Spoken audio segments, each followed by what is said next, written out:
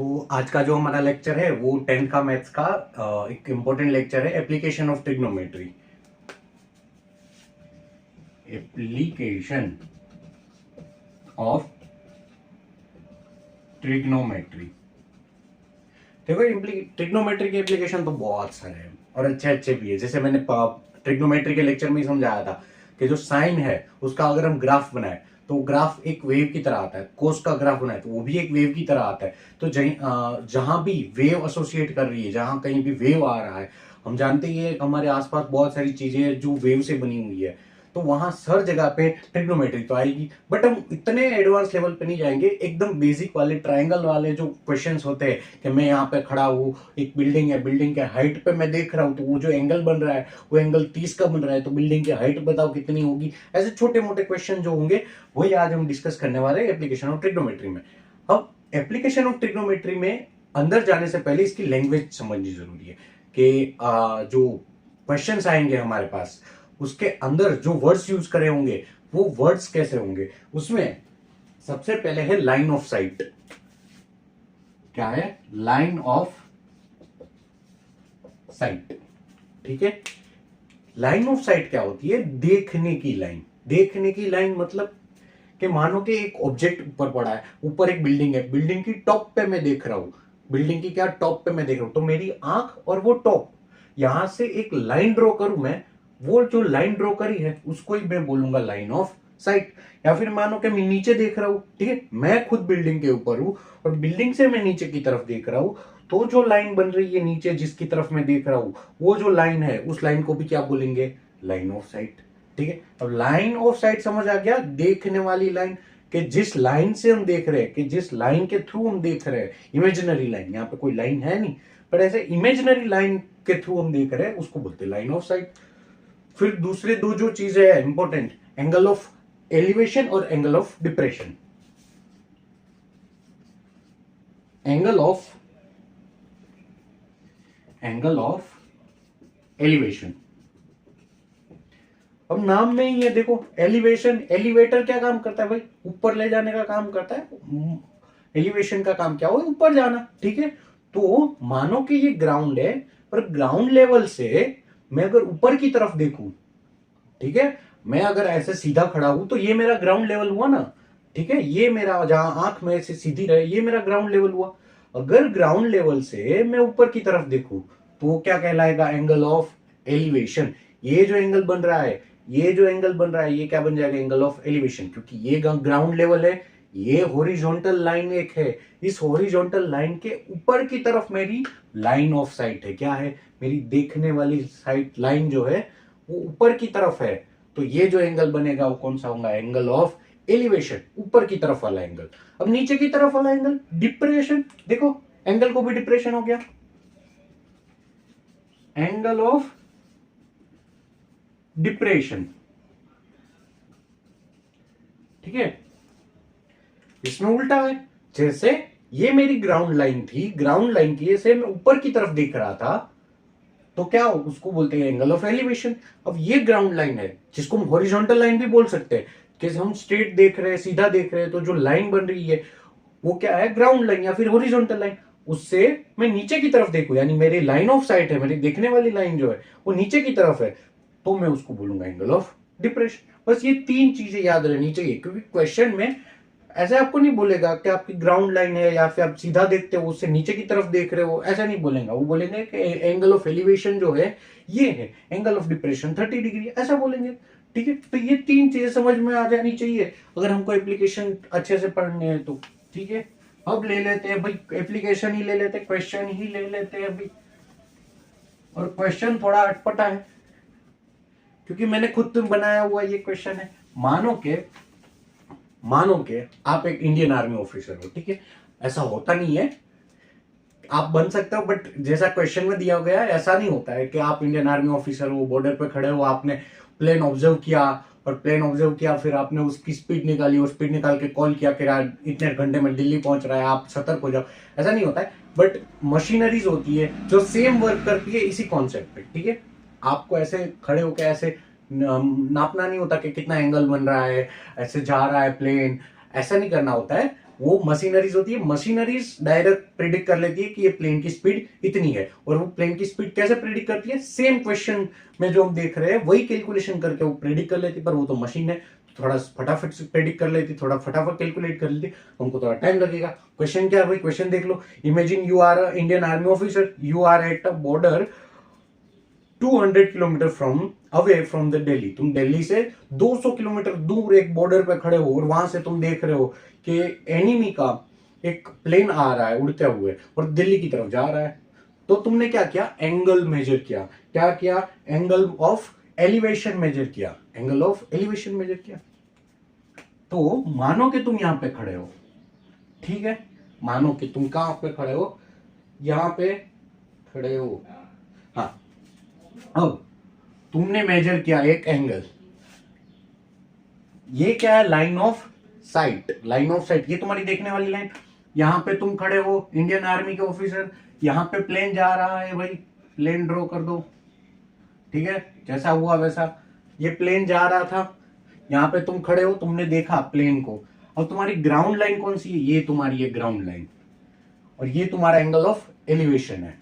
और तुमने यहां पे देखा कि जो तुम्हारा एंगल बन रहा है वो क्या है, 60 डिग्री का एंगल बन रहा है। और क्या लिखा हुआ है, और लिखा हुआ है 8√3 किलोमीटर हाइट, यानी ये जो प्लेन जा रहा था ये √3 किलोमीटर हाइट पे जा रहा था। अब सच में ऐसा √3 किलोमीटर हाइट नहीं होती, वो तो कुछ भी नंबर में दे रखा होता है, 0.3 किलोमीटर हाइट, 3.69 किलोमीटर हाइट, कुछ भी हो सकता है। बट यहाँ पे तो क्या क्वेश्चन को इजी बनाने के लिए √3 किलोमीटर दिया गया है, ठीक है। और सच में कैलकुलेशन करनी भी नहीं होती, वो कंप्यूटर कर लेता है अपने आप।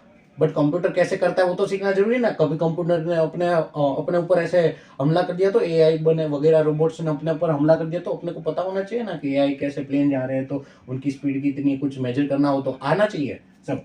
चलो, तो इतना है, ठीक है। अब क्या दे रखा है, 72 सेकेंड बाद, 72 सेकेंड बाद ये प्लेन जो है वो अपनी जगह चेंज करके यहां पहुंच गया भाई, वो जा रहा था ना। तो 72 सेकेंड बाद ये प्लेन जो है वो यहां पे पहुंच गया।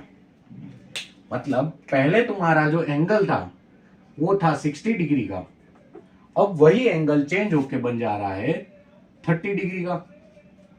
कितने बाद, 72 सेकेंड बाद। यहां से यहां पहुंचने में उसको 72 सेकेंड्स लगे, ठीक है भाई, कोई प्रॉब्लम नहीं। और उतनी हाइट पे है, सेम हाइट पे, √3 किलोमीटर वाली हाइट पे है, ऊपर जा रहा था, ऐसे उड़ रहा था, ठीक है। तो बताओ कि वो दिल्ली कब तक पहुंचेगा, ठीक है। तो हमको कॉल भी तो करना है दिल्ली के, सतर्क हो जाओ भाई, प्लेन आ रहा है एनिमी का अटैक करने। चलो तो निकालते हैं भाई, बचाते हैं दिल्ली को। चलो, सबसे पहले तो हम नाम दे देते हैं ट्राइंगल्स के। ये मान लो ए पॉइंट, ये बी पॉइंट, ये सी पॉइंट, ये ट्राइंगल बन गया ए बी सी, और 90 डिग्री वाला ट्राइंगल है, ठीक है। इसको हम बोलेंगे ए डैश, इसको बोलेंगे हम बी डैश, ठीक है। ये ए बी, ये ए डैश बी डैश, दोनों की वैल्यू कितनी, सेम हाइट पे, तो सेम वैल्यू √3 किलोमीटर।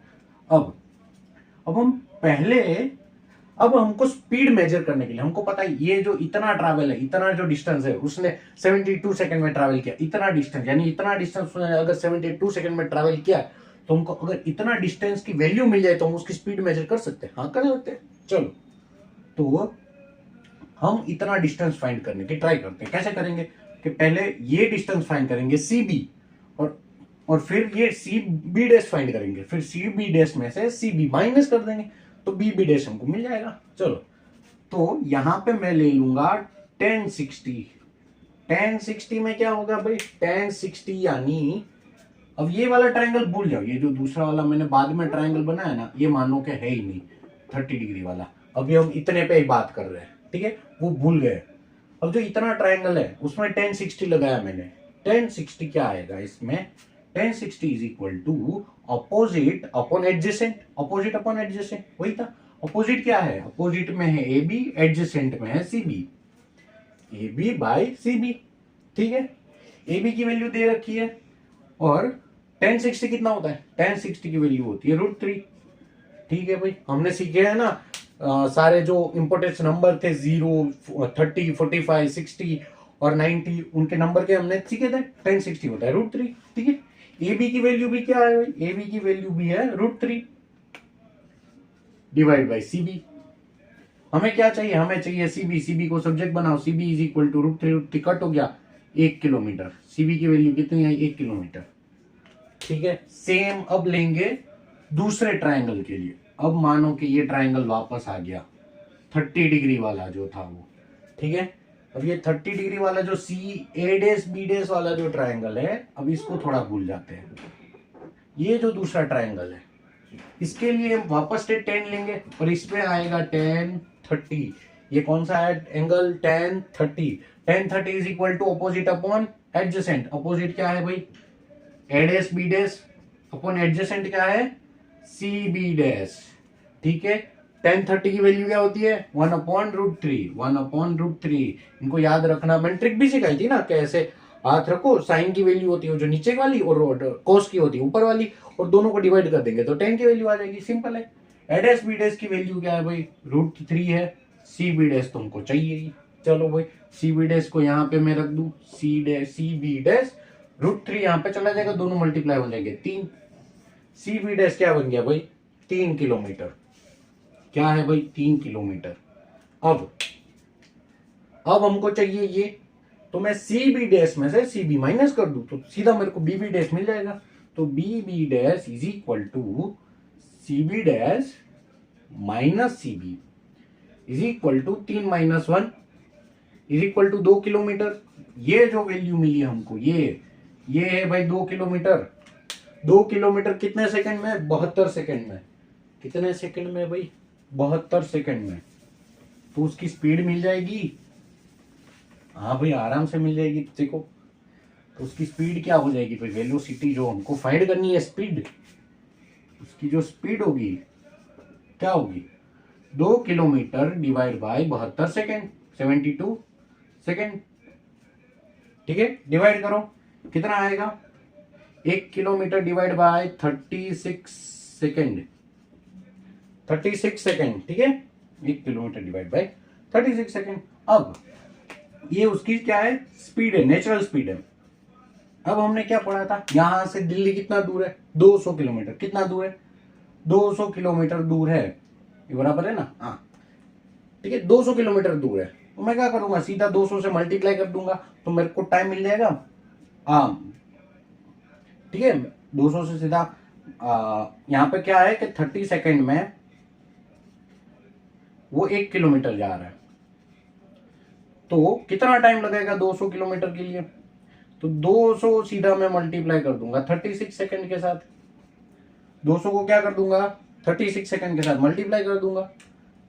ये मैंने क्रॉस मल्टीप्लिकेशन ही किया है, कुछ नहीं किया। देखो 1 किलोमीटर 36 सेकंड लगाता है, तो 200 किलोमीटर कितना टाइम लगाएगा मल्टीप्लाई कर दिया है।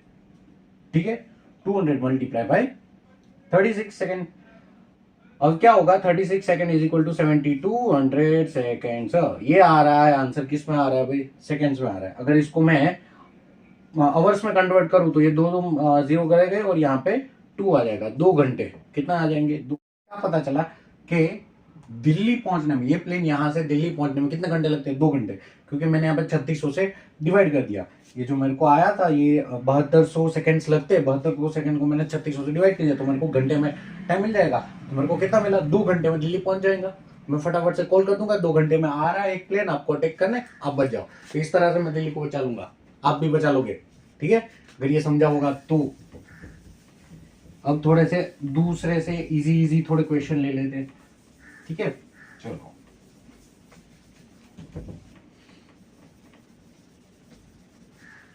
दूसरा क्वेश्चन क्या कहता है, पढ़ो जरा क्या कहना चाहता है दूसरा क्वेश्चन। दूसरा क्वेश्चन कह रहा है कि from the top of a 7 height building, एक बिल्डिंग है और एक टावर है। ठीक है, दो चीजें इसमें एक चीज नहीं है, दो चीजें। देखो डायग्राम ड्रॉ करना बहुत जरूरी है। ऐसे क्वेश्चन आए इसमें डायरेक्टली कभी भी आंसर नहीं आ सकता, आपको डायग्राम से ही बहुत सारी चीजें पता चलेगी। जैसे मानो कि ये जो है ये एक बिल्डिंग है, ये ग्राउंड है। ठीक है, ये अर्थ है, अर्थ का ग्राउंड है, ये बिल्डिंग है, बिल्डिंग के ऊपर आप खड़े हो। बिल्डिंग कितने मीटर की है 7 मीटर की बिल्डिंग है। कितने मीटर की 7 मीटर की बिल्डिंग है जिसके ऊपर आप खड़े हो, ठीक है, उसके बाजू में एक केबल टावर है, बाजू में ही एक बड़ा सा टावर लगा हुआ है, लाइट का या फिर सिग्नल का, नेटवर्क का, किसी भी चीज का टावर है। हमको उससे कुछ लेना देना नहीं, हमको लेना देना है कि वो टावर इससे बड़ा है, ठीक है। और ये चीज कहाँ लिखी है कि ये टावर इससे बड़ा है? भाई ये तो लिखा ही नहीं है कहीं पे कि ये टावर इससे बड़ा है, लिखा नहीं है, बट उसमें बताया गया है कि एंगल ऑफ एलिवेशन है, और एंगल ऑफ एलिवेशन ऊपर देख के ही होता है, तो पता चल गया ना कि बड़ा है, ठीक है, भले लिखा हो ना लिखा हो। बट यहाँ से मैं यहाँ से खड़ा हूं और यहाँ से मेरे को एंगल ऑफ एलिवेशन देखना है, तो ऊपर ही होगा ना, बड़ा ही होगा ऑफ कोर्स। तो एंगल ऑफ एलिवेशन इसमें बताया जा रहा है कि एंगल ऑफ एलिवेशन जो है, एंगल ऑफ एलिवेशन कितना है? 60 डिग्री, 60 डिग्री है, ठीक है। हाँ, तो एंगल ऑफ एलिवेशन है 60 डिग्री। और दूसरी चीज क्या बोली है? एंगल ऑफ डिप्रेशन भी दिया है। एंगल ऑफ डिप्रेशन यानी यहां से नीचे देखना, ये जो साइट है, ये जो मेरी लाइन ऑफ साइट, सॉरी, ये मेरी ग्राउंड लाइन है, ग्राउंड लाइन से नीचे देखना, ठीक है। ग्राउंड लाइन से नीचे देखे तो कितने डिग्री का एंगल बन रहा है भाई? 45 डिग्री का। कितने का? ये कितने का बन रहा है? 45 डिग्री का। ऊपर वाला जो एलिवेशन वाला वो 60 डिग्री का, नीचे का जो 45 डिग्री का। अब ये 45 का है, ये पूरा एंगल देख रहे हो, ये वाला और ये वाला, ठीक है, जो ग्राउंड लाइन और बिल्डिंग के बीच में बना है वो 90 का है। अब बीच में ये 45 का आ गया, तो ये दूसरा कितने का होगा? 45 का ही होगा, क्योंकि दो, तभी तो दोनों मिला के 90 बनेंगे ना। ये 45, ये 45 दोनों मिला के तभी तो क्या बनेंगे? 90 बनेंगे, ठीक है। ये 45 डिग्री, ये भी 45 डिग्री। अब हमको आसानी से पता चल जाएगा कि ये जो टावर है उसकी हाइट कितनी है। हाइट नापने के लिए क्या करेंगे? ये इसका मेजरमेंट लेंगे और ये मेजरमेंट लेके दोनों को प्लस कर देंगे। पहले तो नाम दे देते हैं भाई, ठीक है, नाम देना बहुत जरूरी है। बिना नाम के तो अपने को कोई पहचानता भी नहीं है। ए बी सी डी और ई, कैसे भी नाम दे दो, कोई फर्क नहीं पड़ता है, ठीक है। नाम देने से तो क्या फर्क पड़ता है। चलो, अब पहले तो हम क्या मेजर करेंगे? पहले हम ये बीसी मेजर करने की ट्राई करेंगे कि ये बीसी की वैल्यू कहां से आएगी। अब बीसी मेजर करने के लिए हमको ये ई बी और सी वाला ट्रायंगल लेना पड़ेगा, जिसमें 45 डिग्री का एंगल ऑफ डिप्रेशन है, एंगल ऑफ डिप्रेशन है, ठीक है। अब इसमें मेरे को ई और बी की वैल्यू तो बी नहीं ली। अब ई और बी की वैल्यू कहां से लाऊंगा मैं? बट ई और बी की वैल्यू मैं ना लू तो डायरेक्ट मेरे को ये जो है, ये क्या बन रहा है? एक रेक्टेंगल बन रहा है, मान लेते हैं रेक्टेंगल बन रहा है, स्क्वायर बन रहा है, रेक्टेंगल बन रहा है, वो पता नहीं है अपने को पता है कि रेक्टेंगल जैसा बन रहा है, तो इसकी वैल्यू इसके जैसी बनेगी, क्योंकि यहाँ पे जितने भी कौन है, जितने भी अपने को एंगल बन रहे हैं वो परफेक्टली 90 डिग्री के ही बन रहे हैं। पूरे जो एंगल बन रहे हैं, angle of depression, angle of elevation की बात नहीं कर रहा हूँ, जो बिल्डिंग वगैरह, बिल्डिंग और ग्राउंड के साथ जो एंगल बन रहा है वो 90 डिग्री का है। तो ये 7 मीटर है, तो ये भी क्या हो जाएगा? 7 मीटर ही हो जाएगा। तो बीसी की वैल्यू तुमको मिल गई भाई 7 मीटर। कितना मिल गई? 7 मीटर। अब ए बी की वैल्यू फाइंड करने की नहीं, ठीक है। बीसी की वैल्यू कहां से मिली भाई? बीसी की वैल्यू कहां से मिली? बीसी की वैल्यू मिली कि ये 7 मीटर है तो ये भी तो 7 मीटर ही होगा, क्योंकि ये क्या है? ये एक रेक्टेंगल है, तो रेक्टेंगल की दोनों साइड, सामने सामने की साइड क्या है? सेम हो जाएगी। अब हमें ए ई बी, ये वाला जो ट्रायंगल है, इससे हमको ए बी मिलेगा, ठीक है। बट इसमें दूसरी ये जो वैल्यू होनी चाहिए या फिर ये जो वैल्यू होनी चाहिए, ठीक है, दोनों में से कोई वैल्यू नहीं है, ना हाइपोटेनियस है ना एडजेसेंट है। तो एडजेसेंट जो है वो हमको ये वाले एंगल से मिल जाएगा, ठीक है। एडजेसेंट फाइंड करने के लिए अपने को ये वाला ट्रायंगल लेना पड़ेगा, ई बी और सी वाला ट्रायंगल, जिसमें 7 मीटर ऑलरेडी दे रखा है, जिसकी ये जो एंगल है वो 45 डिग्री है, ये हमको लेना पड़ेगा, ठीक है। इसमें भी क्या लेंगे? tan ही लेंगे हर जगह पे।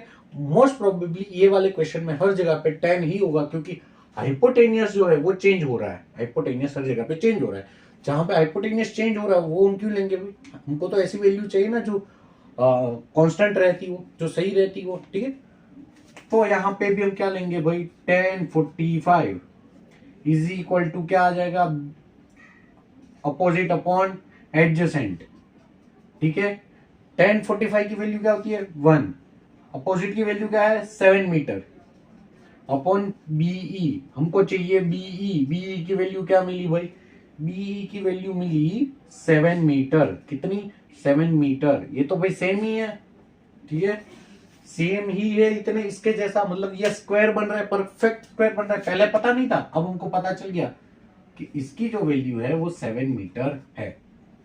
अब इसकी वैल्यू हमको पता चल गई 7 मीटर है, तो ए बी की भी पता चल जाएगी। ठीक है, अब ए बी कहां से पता चलेगा, तो अब ये वाला ट्राइंगल ले लेते भाई, जिसमें ये 60 डिग्री है, जिसमें ए ई है, बी और ए, इसका नाप है, इसका जो लेंथ है वो 7 मीटर है, तो ये मिल जाएगा। वही फॉर्मूला 10 वाला ही, tan 60 is equal to opposite upon adjacent. tan 60 की वैल्यू क्या होती है, लास्ट क्वेश्चन में मैंने बोला √3 होती है। ए बी की वैल्यू हमको पता नहीं है, तो वैसे का वैसा, बी की वैल्यू 7 मीटर, कितनी आती है भाई, 7 मीटर। तो A B is equal to क्या आ जाएगा, 7√3 मीटर। √3 की वैल्यू हमको पता नहीं, तो वैसे का वैसा रहने दो, कोई बात नहीं। अगर तुम्हारे में ऐसे √3 वाला रेशनल नंबर आता है, इरेशनल नंबर आता है, तो कोई प्रॉब्लम नहीं, रहने दो, क्या फर्क पड़ता है। तो क्या आ जाएगा value, A B is equal to 7√3। ये क्या आया, हमको ए बी की वैल्यू मिली। ठीक है, ये मिला हमको ए बी, ये ए बी और बी सी हमको मिला 7 मीटर। दोनों को मिक्स कर देंगे तो क्या मिल जाएगा अपने को, टावर की लेंथ मिल जाएगी, ये 7√3 और ये 7 मीटर। तो A C is equal to A B plus B C. A B की वैल्यू क्या है, 7√3 प्लस 7 मीटर। ये भी ऐसे ही आंसर रख सकते हो, या फिर 7 को कॉमन निकाल लो, 1 प्लस √3 मीटर, तो भी सही है, कोई प्रॉब्लम नहीं है। उसमें रूट आ रहा है, कोई प्रॉब्लम नहीं, रेशनल नंबर आ जाता है कभी कभी। या तो √3 की वैल्यू रख के आप पूरा सोल्व कर सकते हो, ऐसे भी रख लेगो तो भी चलेगा, यहाँ पे तो आंसर करेक्ट ही कहलाएगा। ठीक है, ये क्वेश्चन नंबर 2 भी हो गया। अब एक लास्ट देख लेते, क्वेश्चन नंबर 3 क्या कहना चाहता है।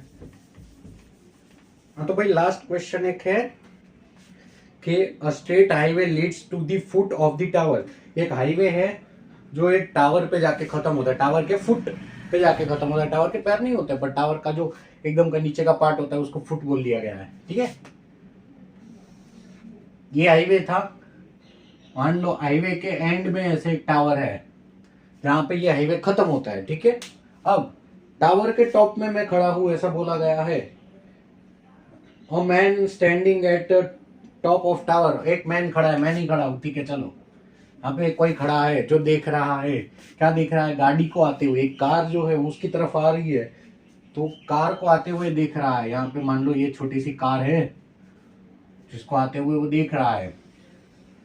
ऑब्जर्व किया उसने, क्या ऑब्जर्व किया कि पहले कार जो आ रही थी उसका एंगल ऑफ डिप्रेशन जो है वो उसको मेजर मिला 30 डिग्री का। कितने का, 30 डिग्री का, 30 डिग्री का।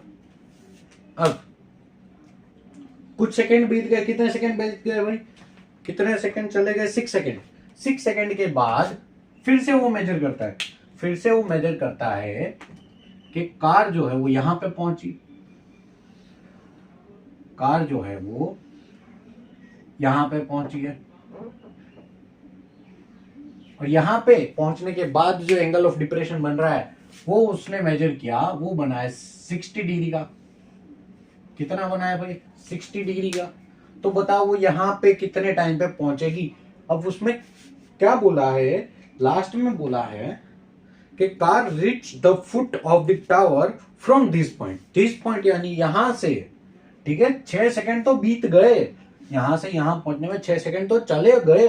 अब यहां से यहां पहुंचने में उसको कितना टाइम लगेगा। हो सकता है ये कार पुलिस की, और वो वहां पे चोर खड़ा हो, वो ऐसे मेजर कर रहा हो कि पुलिस की कार यहाँ तक कितने टाइम में पहुंचेगी, तो मैं यहाँ से भाग लूं। हो सकता है भाई ये बिल्डिंग लूट के, ये बुर्ज खलीफा हो और बुर्ज खलीफा के टॉप पे खड़ा है, बुर्ज खलीफा पे जितना भी खजाना है वो लूट के खड़ा हो वहां पे, क्या पता है, हो सकता है भाई। चलो मेजर कर देते हैं भाई।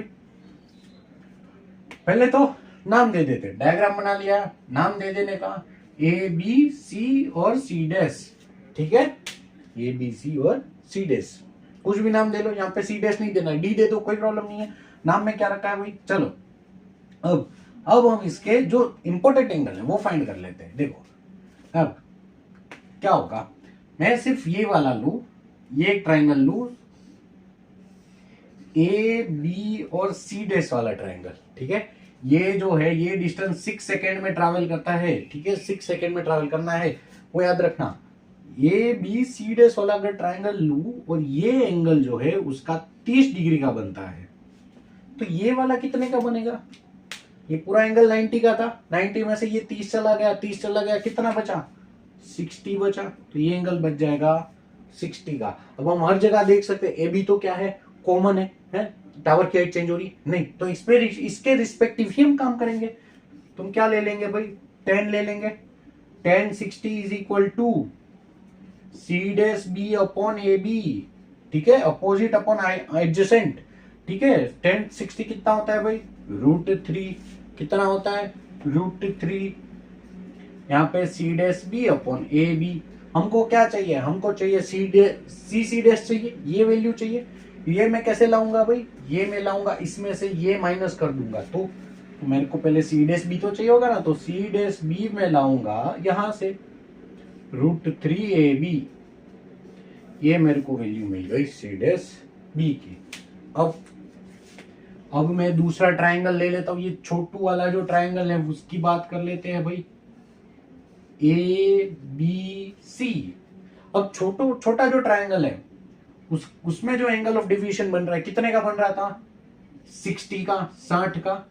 टोटल एंगल कितना होता है, 90 का होता है, तो कितना बचा, 30। तो ये एंगल बन जाएगा 30 का, 30 डिग्री का। तो यहाँ पे भी वही सेम 10 ही लगाना पड़ेगा, 10 60, ठीक है। हर जगह पे मैंने 10 ही लगाया था क्योंकि 10 ही लग रहा था, एडजेसेंट और अपोजिट का ही हमको काम करना था। हाइपोटेनस कहीं पे वर्क ही नहीं कर रहा था तो दूसरे फंक्शन लग ही नहीं सकते। कोट लग सकता है क्योंकि कोट में भी क्या अपोजिट और एडजेसेंट की ही बात होती है, बट 10 क्या है, अच्छा फंक्शन है। यहाँ पे 10 60 नहीं, 10 30 आएगा, ठीक है। 10 30 is equal to opposite upon adjacent, ठीक है। 10 30 की वैल्यू 1/√3 और ये C B by A B, ठीक है। हमको क्या चाहिए, हमको चाहिए सी बी की वैल्यू, सी बी की वैल्यू आ जाएगी ए बी अपॉन √3, ये हमको वैल्यू मिल गई इसकी, ठीक है। अब दोनों को सिंपली माइनस कर देंगे, क्या कर देंगे, क्यों माइनस करेंगे, क्योंकि बी सी डैश, उसमें से बी सी माइनस करेंगे, इसमें से इतना माइनस करेंगे तो भी तो इतनी वैल्यू मिलेगी ना, और उसकी तो वैल्यू चाहिए। क्या चाहिए भाई अपने को, ये सी सी डैश तो चाहिए। सी सी डैश कितना आएगा, तो C C dash is equal to C dash B minus C B. C dash B क्या है भाई, √3ab minus A B upon √3। चलो भाई एलसीएम लो, कुछ नहीं करना, ये √3 को यहाँ पे मल्टीप्लाई कर लो। यहाँ पे बेस में नीचे √3 है नहीं है, तो मैं क्या करूंगा, यहाँ पे नीचे √3 लेके आऊंगा, और यहाँ नीचे लाया मैं घर का लाया तो ऊपर भी मेरे को मल्टीप्लाई करना पड़ेगा। √3 मल्टीप्लाई बाय √3 क्या बन जाएगा, ये 3 बन जाएगा, ठीक है। 3ab minus A B 2ab upon √3, ये किसकी वैल्यू मिली मेरे को, सी सी डैश की वैल्यू मिली। और ये जो है, ये इसको ट्रैवल करने के लिए कितना टाइम लगता है, 6 सेकेंड, कितना, 6 सेकेंड। तो इसके लिए कितना टाइम लगेगा, सी बी के लिए सिंपली क्या हो जाएगा, क्रॉस मल्टीप्लीकेशन ही लिख दो भाई, क्रॉस मल्टीप्लीकेशन ही करा दो कि ये जो टाइम है, ये जो डिस्टेंस है, ये डिस्टेंस के लिए मेरे को 6 सेकेंड टाइम लगता है। तो सी बी का जो डिस्टेंस है, सी बी का कितना डिस्टेंस है, ए बी अपॉन √3, उसके लिए कितना लगेगा, कितना लगेगा, ऐसे सिंपल ही देख लो भाई। ये क्या है, इसका डबल है, ठीक है। इसके डिवाइड बाय 2 कर दूंगा तो मेरे को ये वैल्यू मिल जाएगी, तो इसके भी डिवाइड बाय 2 कर दो, क्या मिल जाएगा भाई, 3 सेकेंड। 3 सेकेंड कितना, 3 सेकेंड। देखो कैसा है, ये जो है ये क्या है, ए बी अपॉन √3 का ट्वाइस है, क्या है, ए बी अपॉन √3 का ट्वाइस है, और ये ए बी अपॉन √3 का क्या है, 1 है। तो यहाँ पे 2 बार ए बी अपॉन √3 आया, यहाँ पे एक ही बार ए बी अपॉन √3 आ रहा है, तो मैं क्या करूंगा, इसको मैं डिवाइड बाई 2 कर दूंगा तो मेरे को मिल जाएगा 2 सेकेंड, ठीक है। या फिर क्रॉस मल्टीप्लीकेशन भी करो, इसको यहाँ पे मल्टीप्लाई कर दो और इससे डिवाइड कर दो तो भी मिल जाएगा 3 सेकेंड, ठीक है। कुछ भी कर लो, आराम से मिल जाएगा 3 सेकेंड। तो 3 सेकेंड में यहाँ से पहुंच रहा है। आज हमने एप्लीकेशन ऑफ ट्रिग्नोमेट्री देखे, जिसमें हमने कुछ यूजफुल एप्लीकेशन भी देखे और उसके वर्ड्स सीखे, line of site, angle of depression, angle of elevation सीखे। और अगर आपको और किसी ऐसे क्वेश्चन में डाउट हो तो आप कमेंट कर सकते हो। Thank you.